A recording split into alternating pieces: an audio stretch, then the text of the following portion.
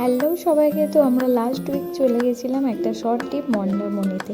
এটা ছিল আমার হাজব্যান্ডের অফিস পিকনিকে আমরা মন্দারমণি গেছিলাম। তো সবাই মিলে বেশ আনন্দ মজায় আমাদের দিনগুলো খুব সুন্দরভাবে কেটে গেল। তো দেখো বাসে উঠে পড়েছি, বাস ছেড়ে দিয়েছে। তো আমরা গেছিলাম বাসে, 11টার সময় বাস ছেড়েছিল। তো তারপরে আমরা পৌঁছালাম সকাল 5টার সময়। তো ভীষণ সুন্দর, আস্তে আস্তে দেখো সূর্যটা উঠছে। আর একটু ঠান্ডার কারণে ওখানে একটু ঠান্ডা ছিল। তো অন্না দেখো ছুটে ছুটে একদম চলে আসছে। ও তো মানে দেখে আর থাকতে পারছিল না কখন জলে নামবে, এইটাই ছিল ওর চিন্তা। তো সব মিলিয়ে আমাদের পিকনিক দারুণভাবে জমে উঠেছিল।